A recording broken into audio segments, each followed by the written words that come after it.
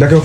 On commence notre interview avec notre très proche ami, Amalric Isli, qui était notre prof du français l'année dernière et qui vivait ici en Bulgarie pendant 4 ans. Bonjour Amalric, ça va? Bonjour, ça va très bien, merci déjà de m'accueillir. Ça me fait vraiment très plaisir d'être avec vous parce que j'ai suivi le développement de votre projet peu après mon départ l'année dernière.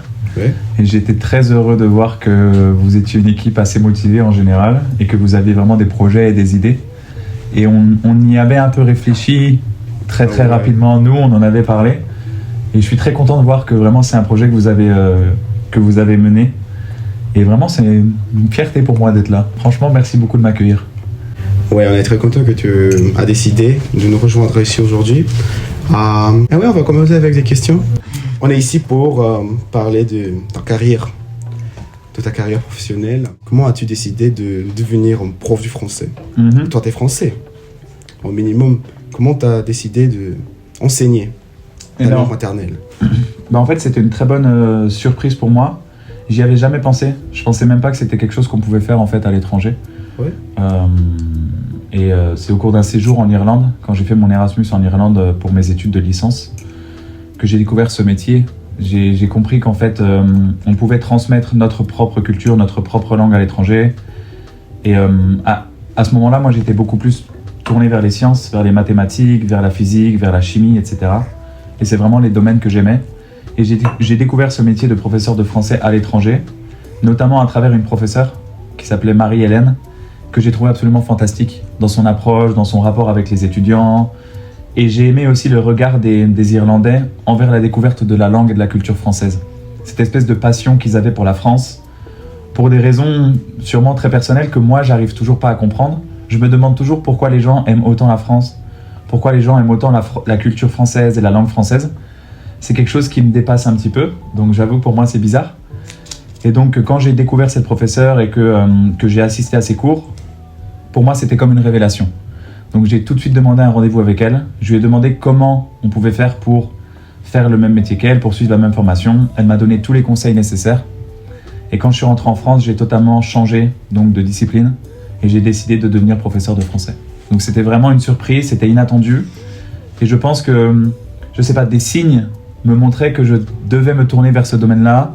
J'ai pas hésité une seule seconde. Je me suis inscrit à l'université et après voilà. Et depuis, je ne regrette pas du tout. C'est très bien. Cet changement de métier a été ta meilleure choix?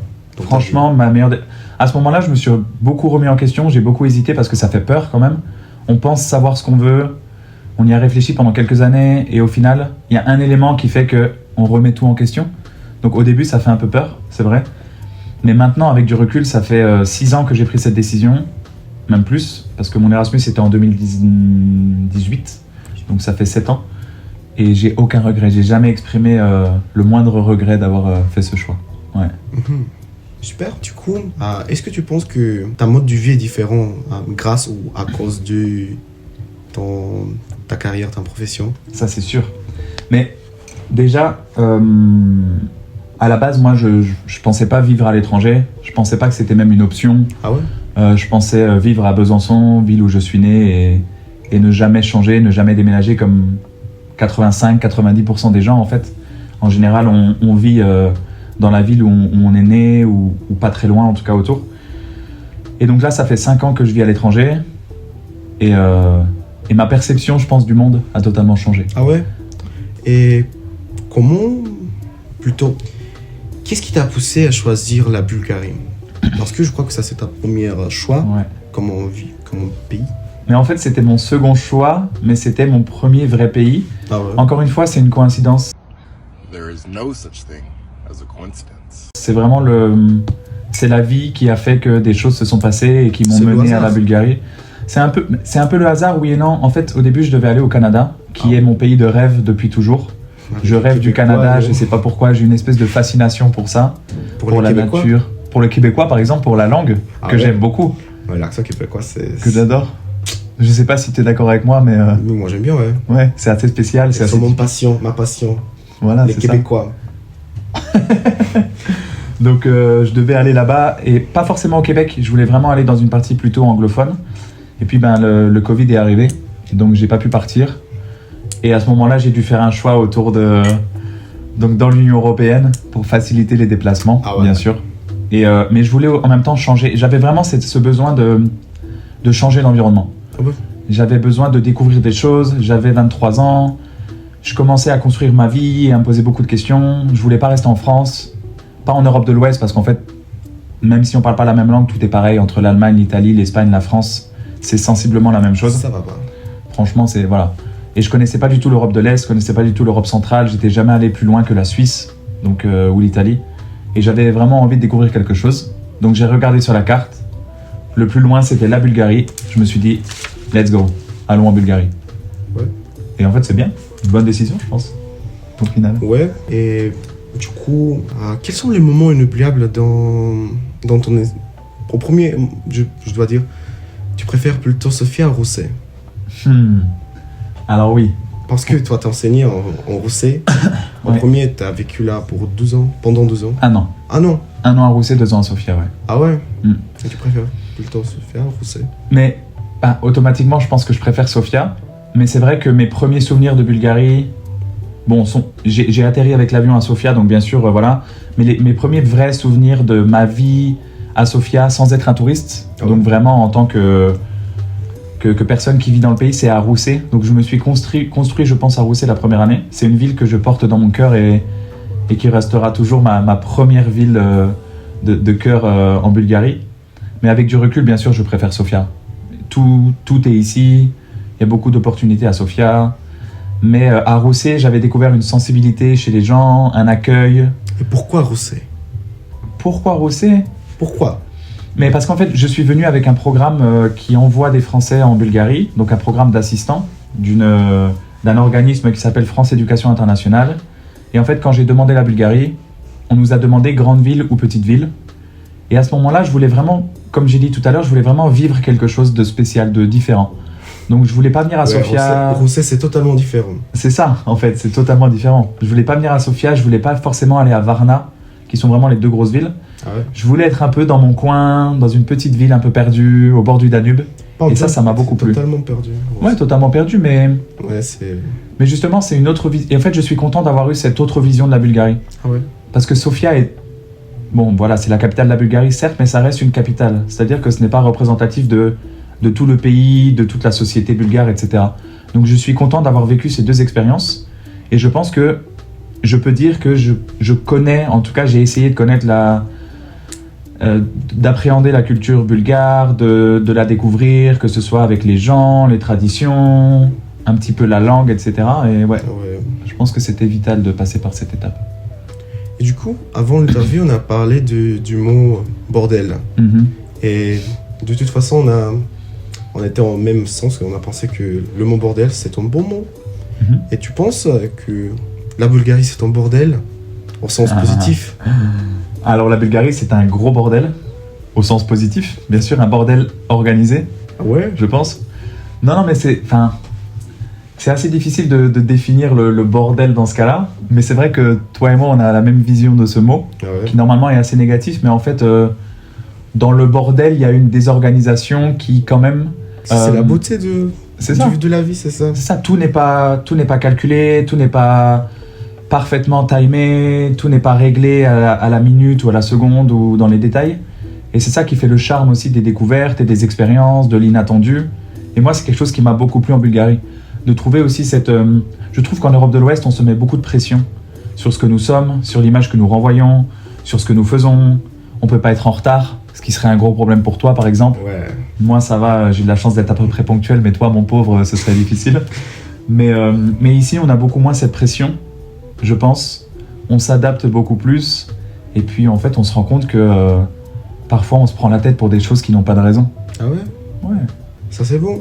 Et du coup, maintenant, tu vis maintenant à Turquie. Pourquoi Turquie? Pourquoi la Turquie?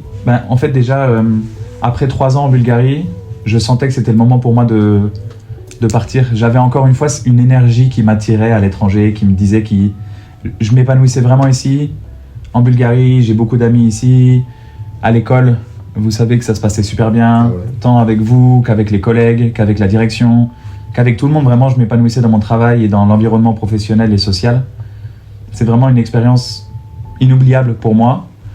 Mais je sentais que c'était le moment pour moi d'essayer autre chose, de découvrir encore un autre horizon et de me remettre en question. Et donc au départ, je voulais pas forcément aller en Turquie, mais c'est un pays que j'avais découvert pendant mes voyages. Du coup, quand j'étais en Bulgarie, j'y étais allé 2 fois. Et c'est vrai que j'étais un peu tombé amoureux de la Turquie, notamment d'Istanbul. Et pendant l'été, j'étais totalement perdu, je savais pas ce que j'allais faire. Et j'ai vu cette offre d'emploi pour la Turquie, j'ai postulé directement. J'ai passé l'entretien, j'ai été accepté et là, j'ai pas hésité une seconde. Je me suis dit que c'était le moment pour moi de partir là-bas. Ah ouais? À l'université d'Istanbul? Exactement, l'université Galatasaray d'Istanbul. Ah ouais, qui était à côté de Taksim? Non, c'est pas très proche, mais... Mais à côté de Taksim, c'est le lycée Galatasaray. Ah ouais? Et l'université, c'est plutôt en bord du Bosphore. Ouais. Ah ouais. Donc un peu plus loin, mais ça reste la même institution et c'est bien aussi, ça change l'environnement. Ouais. Passer du lycée à l'université, c'était aussi un challenge que je voulais. Mais toi, t'étais ici à l'université Nebeu, Noup. Et à l'université de Sofia aussi. Ah ouais, ça si. Les deux. Donc c'est un grand changement. Mais en fait, c'est un grand changement dans le sens où l'université Galatasaray, c'est ma principale activité maintenant. Donc je suis principalement, seulement prof à l'université. Alors que l'année dernière et les années précédentes, j'étais principalement professeur de lycée. Et puis, en plus, j'intervenais à l'université. Ah ouais. Donc, j'étais moins investi. J'avais moins de pression. J'avais moins d'enjeux, entre guillemets, à être là-bas. Et j'ai toujours aimé travailler avec des adultes. C'est pas le même rapport. Et j'ai pas les mêmes liens avec vous que je peux avoir avec eux, par exemple. Ouais. Même si nous, on s'entend très, très, très, très bien. Et je suis très heureux de ça. Il y a aussi le fait que, étant donné que ce sont des adultes, il y a moins de barrières, il y a moins de limites, entre guillemets, dans la relation qu'on peut avoir avec eux. Ah ouais? Ouais, et ça, c'est très agréable. Ouais. Du coup, quand maintenant, tu as une bonne expérience avec Turquie, à Bulgarie, et du coup, moi, j'ai entendu que beaucoup de Français disent que la Bulgarie, c'est l'Orient. Tu crois que ça, c'est vrai? On est à l'Orient ou plutôt... Mais en fait, avant d'être en Turquie, je pensais vraiment parce que honnêtement, la culture bulgare n'a pas grand-chose à voir avec la culture française. Non. Les mentalités sont très différentes, je trouve. La manière de voir le monde et d'appréhender les choses sont vraiment diamétralement opposées. Et même dans la vie de tous les jours, enfin, si on est à Sofia, on se rend compte directement qu'on n'est pas en France ou en Allemagne. Ça, c'est clair, la différence est flagrante. Maintenant que je vis en Turquie, c'est vrai que j'ai pris du recul sur les choses et je me rends compte que la Bulgarie ou Sofia n'est pas si différente que ça de chez nous. Parce que la Turquie, pour le coup, c'est vraiment une culture totalement opposée à la nôtre. Ah ouais. Et je vois la différence énorme entre la Bulgarie, entre Sofia et Istanbul. Ça n'a rien à voir. Non, pas du tout. Ici, on est 2 millions au max. Oui. Ouais, c'est ça. Hein. 2 millions. 1,5 million, quelque chose comme ça. Pas important. À Turquie, à Istanbul, c'est 20 millions. 20 millions, ça c'est trop, c'est une mégapolis. Mais en fait, c'est difficile à vivre dans une mégapolis. Mais en fait, justement, c'est pour ça que je trouve que la Turquie est très différente parce que je suis venu en Bulgarie, je pensais justement, comme tu dis, et ta question est très pertinente, que je vivais déjà en Orient ou à l'Est, entre guillemets, mais j'ai quand même eu un choc culturel en arrivant en Turquie. Je pensais que la Bulgarie allait m'adapter à ces différences, et en fait, tout est tellement différent là-bas, tout est tellement plus grand, tout est tellement plus rapide, tout est tellement plus intense, que j'ai quand même eu un choc culturel très fort, qui a vraiment rendu mon intégration très très difficile à Istanbul. Pendant 4 mois, je pensais partir, démissionner, abandonner. Pourquoi ? Parce qu'il y a trop de monde, il y a trop de bruit, il y a trop de pollution, il y a trop de... Ah mais c'est ça la beauté, c'est la bordel. Ouais, mais là, alors pour le coup, c'est un bordel, mais qui n'est pas organisé. Et ça, c'est un problème. Parce que vraiment, on est toujours stimulé. Et en fait, la fatigue que ça provoque, tu vois, à Sofia, c'est une capitale, il y a beaucoup de choses à faire, oui, mais ça reste super calme. C'est calme. Et en fait, c'est ça qui fait le charme de Sofia. C'est que on a tout ici, on peut tout faire, et en même temps, on peut être tranquille si on veut, on a des parcs partout, on est à 30 minutes de la montagne. C'est incroyable de pouvoir aussi se libérer de cette pression de la ville, de cette pollution ambiante, du trafic, du monde, etc. Chose qui à Istanbul est très très difficile. On doit vivre avec les gens tout le temps, le jour, la nuit. Il y a du bruit tout le temps, le jour, la nuit. Et sur le long terme, c'est vraiment difficile, franchement. Ouais, t'as raison. De la montagne à la mer, c'est ça? Ouais, mais la mer est pas très agréable là-bas. Non, tu peux pas nager. Tu peux pas nager, il y a des bateaux tout le temps qui passent, l'eau est sale. Ce que je trouve très intéressant à Istanbul, c'est les ferryboats que tu peux prendre comme transport public. Ça, c'est génial. C'est génial. tu pourrais faire les... Non, c'est génial. Moi, Non, j'adore c'est Istanbul. Du coup, une autre question. On se retourne aussi. On se retourne en Bulgarie, au lycée français, notre lycée. Quelle est ton impression de notre lycée après y avoir pendant 12 ans? Mais moi, j'ai une très très bonne... je garderai toujours des très très bons souvenirs du lycée. Mais notamment, grâce au... Comme j'ai dit tout à l'heure, en fait, pour moi, ce qui est très important dans un travail ou dans une vie, c'est les relations sociales. Je peux faire le meilleur travail du monde.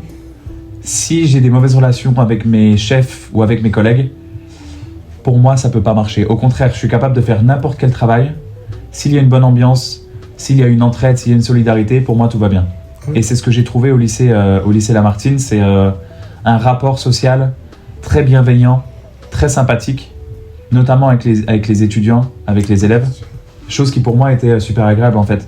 Quand j'allais au lycée, je savais pertinemment, même si j'étais fatigué, même si parfois voilà, j'avais moins envie parce qu'on ne peut pas toujours être super motivé, je savais que j'allais trouver des personnes sympathiques, polies, gentilles, souriantes. Et pour moi, en fait, c'est ça la motivation de tous les jours. Et c'est vraiment le souvenir que je garderai, c'est beaucoup d'élèves, beaucoup d'étudiants dans les couloirs partout, mais toujours ce truc qui fait qu'on a envie d'y retourner, en fait. Ah ouais. Et pour moi, c'est primordial, c'est super important. Ouais. Par rapport à des moments inoubliables, on pourrait dire, quels sont les moments que tu pourrais pas oublier pendant toute ta vie? Par rapport à la Bulgarie? Par rapport à la Bulgarie et plutôt ton expérience ici à Lamartine. Alors, par rapport à Lamartine, déjà, l'événement auquel je pense souvent, et je regarde souvent des photos, parce que c'est vraiment très important pour moi, et ça me rend un peu sentimental, j'avoue, d'en parler. C'est le dernier jour de l'école. Quand tu dis bon revoir, ouais. Ça c'est le meilleur événement qui s'est passé. Ouais, quand j'ai eu tu pars, c'est le meilleur. Mais c'est ça? Non, c'est pas ça. C'est pas le fait. C'est exactement ça. Non, alors, ça c'était le moment un peu triste, mais non, c'est les au revoir qui ont eu lieu, c'est la surprise qui a été organisée, et c'est tout. En fait, c'était pour moi. Gâteau. C'était le gâteau qui était très bon. Framboise myrtille, c'était. C'est vrai ça? Ouais. Avec du chocolat, non? Non, c'était avec fraise framboise myrtille. Moi, c'est je vrai? préparais avec Stacy et. Merci encore. Alexandra. Ouais. Franchement, merci. Ouais. Non, pour moi, c'était un moment magique parce que c'était un moment de communion, mais aussi émotionnellement assez difficile. Mais justement, vous avez réussi à rendre le moment un peu spécial et positif en fait pour moi. Ouais. Parce que quitter les gens, c'est toujours triste de quitter, de partir et de se séparer. Mais quand on le fait vraiment avec la bonne mentalité et avec des bons objectifs, je pense que tous les départs sont bons et ça permet d'ouvrir un autre chapitre et de commencer quelque chose d'autre. Donc c'est vraiment pas quelque chose que j'ai pris négativement, mon départ, même si j'avais un peu la décision de partir, ça a été difficile de la prendre pour moi. J'avais un peu le cœur serré et j'avais un peu mal à l'âme, mais ce moment était tellement magique que ça a vraiment remplacé tous les mots et ça l'a rendu particulier, ouais. Franchement. Ouais. Et par rapport au Vratsa? Ah, c'était cool ça. Ah, c'était cool. Ça, c'était super. Ouais, le petit voyage à Vratsa, c'était quoi? C'était 1 mois avant la fin de l'année, je pense? Ouais, ouais. C'était un peu une 2 parenthèse. Et puis encore une fois, tu vois, tout à l'heure, on a parlé du bordel de la Bulgarie. Ouais, c'est bordel. Encore une fois, on a attendu le train pendant 2 heures. Ouais. Mais on a dansé ensemble le horo. Ah ouais. On a passé du temps, on a bu des cafés. Et en fait, c'était cool, c'était super. C'était cool. Il y a des problèmes, mais on est ensemble, on s'aime. Et c'est ça qui est bien. Ouais. Et en fait, au final, il n'y a pas de problème. C'était bon, ouais, c'était bon. Non, c'était génial. Moi, j'ai pris la décision de rejoindre le dernier moment. Et c'était l'un des bonnes décisions, c'est ça? Ouais, non, c'était pas totalement ça. C'était l'un de mes... Comment je pourrais dire? C'était bon. Parce que c'était une bonne expérience. Moi, je suis devenu plus proche avec notre caméraman. Nos caméramans qui sont là. Maria et Tsvetan. Ouais. Non mais encore une fois, ce qui m'a plu aussi dans l'idée, c'est que on avait parlé de partir ensemble un jour, pendant l'année, Ouais. notamment avec Maria. Et au final, quand on dit des choses, oui, on va le faire, au final, on le fait jamais. Parce que quand on lance un projet, c'est quelque chose qu'on oublie ou qu'on laisse passer, et on se dit on a le temps, et en fait, on n'a jamais le temps. Et là, j'étais très content. Maria est comme ça. Non mais en fait, c'est ça, mais c'est hyper important d'avoir quelqu'un qui a une idée, qui la partage, et qui n'oublie pas les choses. Et qui organise aussi. Et franchement, c'est vital parce que combien de projets disparaissent, tombent à l'eau, parce qu'on en parle à un moment, on est motivé à l'instant T, Et puis au final, on ne le fait pas.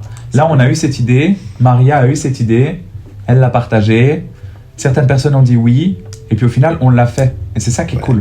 C'était un peu l'accomplissement de... Même si c'était pas grand-chose à organiser, c'était pas compliqué, mais quand même, il fallait le faire. Et je suis très content qu'on l'ait fait. Ouais, c'est difficile à réaliser des projets. Bien sûr. Comme notre podcast. Mais par exemple, vous en avez parlé, vous l'avez fait. Rien que faire ce chemin-là, vous avez tout gagné. Et vous avez tout compris. Ah ouais. Et vous avez fait le plus difficile, en fait. Franchement. Oui, il y avait des Français qui viennent du programme de Ronsard aussi. Mhm. On fera de ça avec nous. Charlotte et... Oui, c'est vrai. Ouais, Charlotte et Fanny. C'est vrai. C'était le bon moment. C'était le bon moment, ouais. C'est comme là, on a senti le moment que tu pars. Parce qu'on a pensé, c'est notre première année avec toi, mais on a pensé que tu resteras ici en Bulgarie et ça va et tout ça.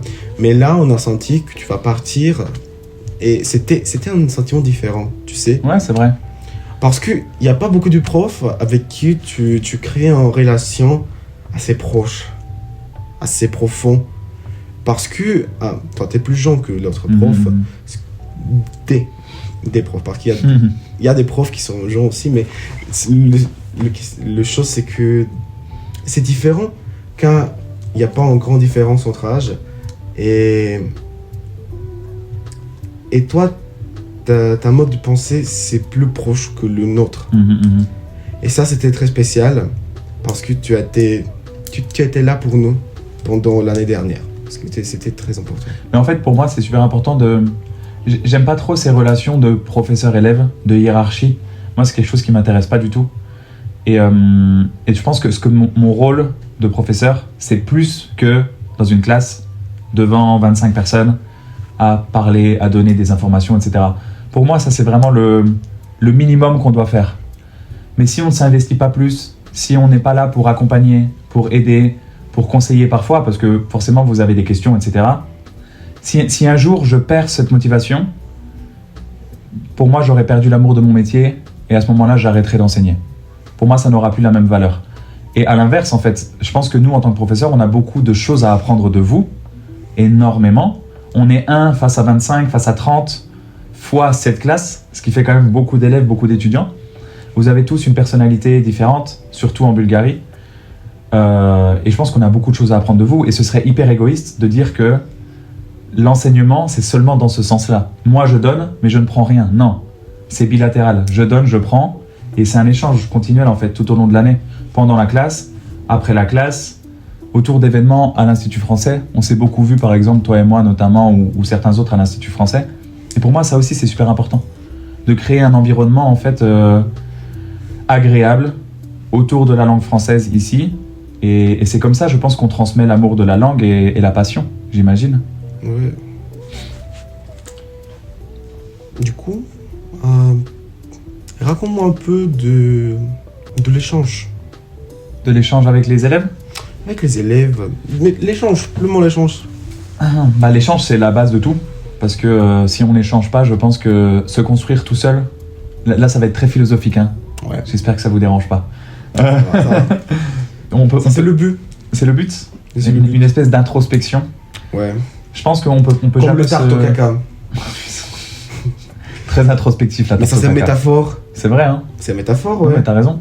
Ouais, le tarte au caca. Ouais, mais tu vois, par exemple, une tarte au caca, Ouais. on peut pas la manger tout seul. C'est toujours quelque chose qu'on va partager. Ouais, C'est toujours dans l'échange. Voilà, Ouais. c'est ça. Peu importe ce qu'on échange, il faut échanger. Tout, le positif, le négatif. Je pense qu'on peut jamais se construire tout seul. On se construit toujours avec les autres et par rapport aux autres. Donc pour moi, l'échange est absolument nécessaire. En quittant la France, j'étais une personne. En arrivant en Bulgarie, à Rousset, j'ai évolué de telle manière, influencé par les gens qui m'entouraient, par le contexte, etc.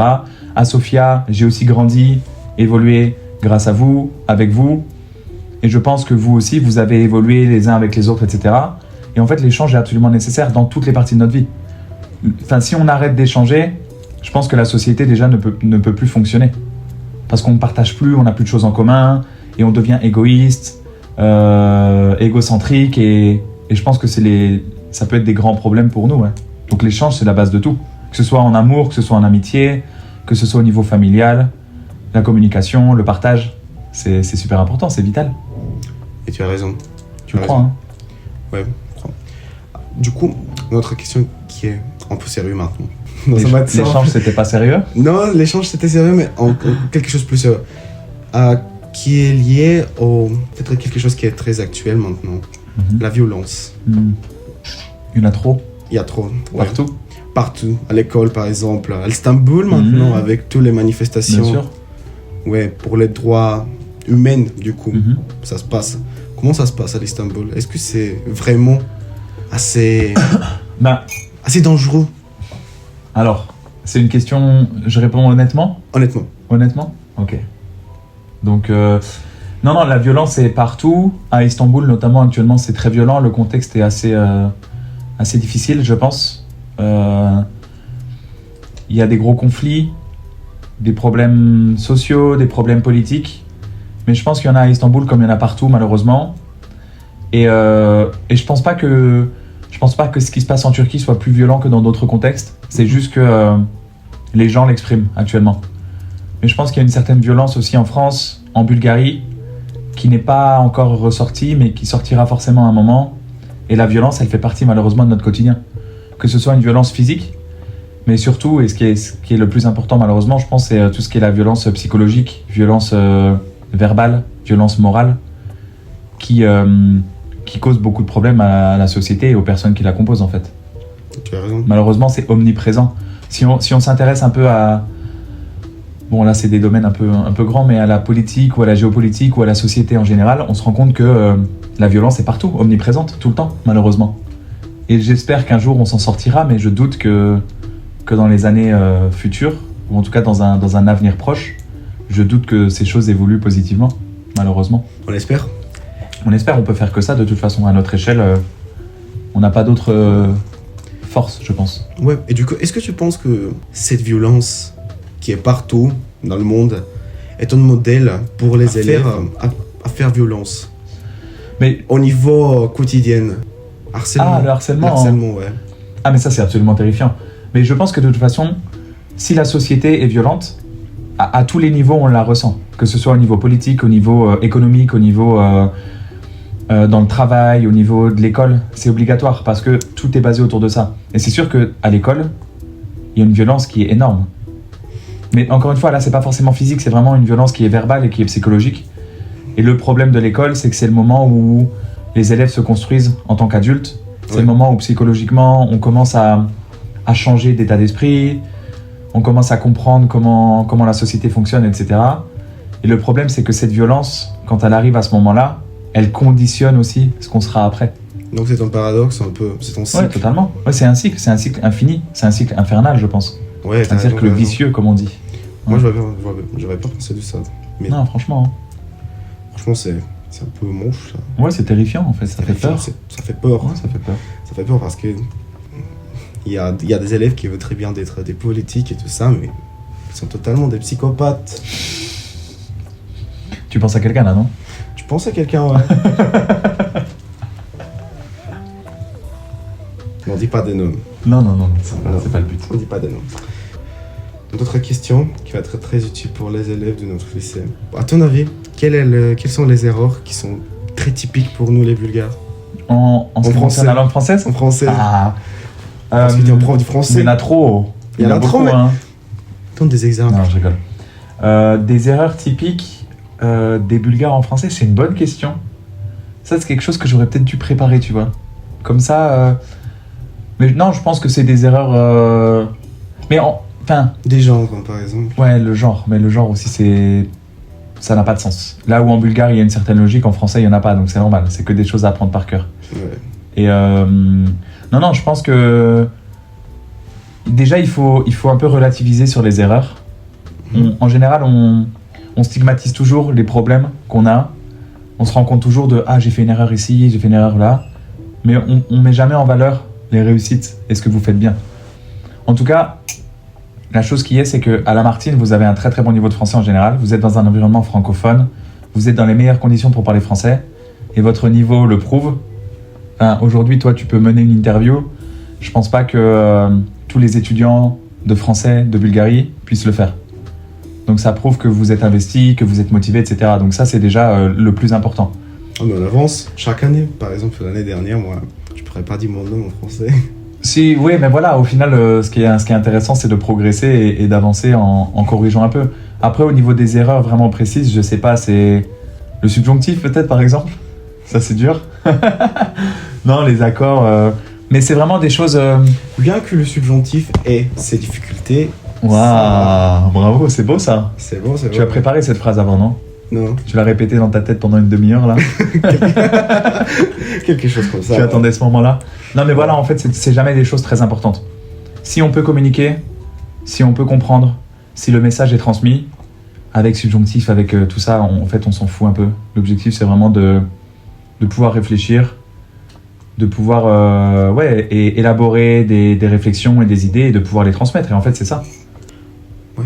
Du coup, dernière question Mhm. pour toi. J'imagine que maintenant, quand tu es en vacances ici en Bulgarie, tu ressens l'esprit de Sofia, l'esprit du Bulgarie en Novo. Est-ce que tu vois une différence? On a déjà parlé de ça, mais pas au niveau quotidien, plutôt métaphorique. Tu vois une différence dans la ville de Sofia? Oui. Mais déjà, je trouve que Sofia, c'est une ville qui a beaucoup changé en 8 mois. Là. Dis-moi, En fait, j'ai l'impression que beaucoup de choses ont changé ici, depuis que je suis parti. par exemple? Je sais pas. Au niveau des magasins, par exemple, dans la ville s'est métamorphosée, mais comme toujours, Sofia, c'est en constante évolution, je pense. Et je sais pas, je trouve qu'il y a une ambiance qui est différente. Mais c'est aussi mon regard qui change. Je suis très heureux d'être revenu à Sofia pour retrouver ce regard naïf sur la ville. Ça fait 3 jours que je suis là, je repars déjà ce soir malheureusement. Mais je reprends toujours tout en photo, comme si je les découvrais pour la première fois. Et je prends vraiment plaisir à juste me promener. Bon, même si la météo est pas chouette et voilà, j'ai pas de chance, je suis venu au mauvais moment. Mais j'apprécie aussi, j'ai adoré vivre à Sofia. Je pense que je ne retrouverai jamais une ville aussi agréable à vivre. Mhm. Franchement, parce que y a tout ici. Mais en tant que touriste, c'est aussi super chouette. Les gens sont sympas en général, la vie est paisible. Ouais, Et- comme le mec dans le bus. Par exemple. Ouais, sauf le matin, après un réveil compliqué. Ouais. Mais, Sans café, on n'est pas gentil du tout. mais voilà, ça fait partie aussi du charme un peu de la chose. Ouais. Mais c'est vrai que mon regard sur Sofia, à chaque fois que je viens ici, je pense qu'il sera différent. Par contre, il y a beaucoup de touristes là, hein, cette année.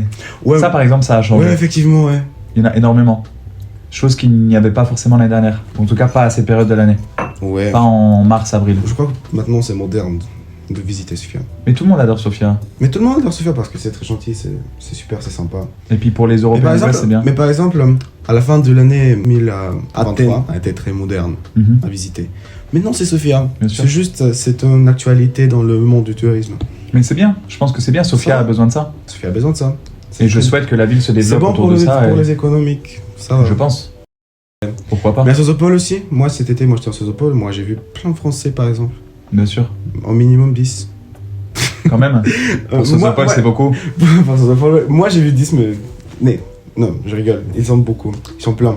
Mais trop. Et à trop Primorsko, d'étrangers. c'est ça? L'autre ville? Oh là là, Il y a des Français Primorsko, ou pas? Non, je sais pas, moi j'ai pas visité ce village. Moi j'ai pas besoin de visiter cette bordel. Ça c'est bordel, mais en sens négatif. Si, il faut tout voir. Je pense que c'est important de varier les expériences. Mais moi j'étais à Primorsk, je rigole, mais ça va pas. Ça va pas. Ça va pas. Mais non, on pourrait aller à Primorsk si vous voulez. Vous pouvez aller, moi je veux pas. D'accord. Je te remercie.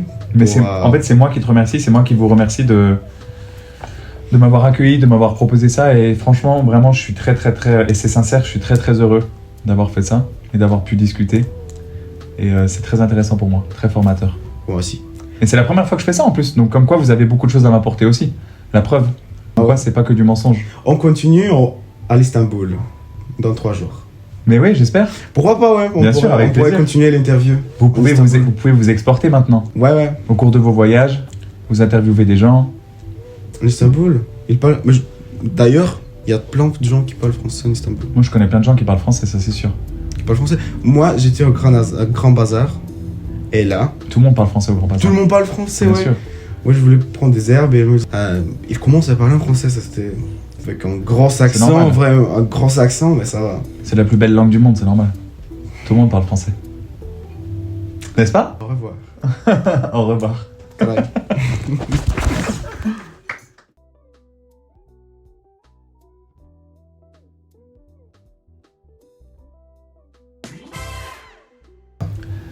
Ben, Explique-toi. pour des raisons personnelles, Ah ouais? ouais, je pense que c'est des questions d'habitude. C'est lié à l'enfance ou non? Ouais, c'est lié à l'enfance. Je pense que j'ai découvert le goût du chocolat trop tard dans ma vie.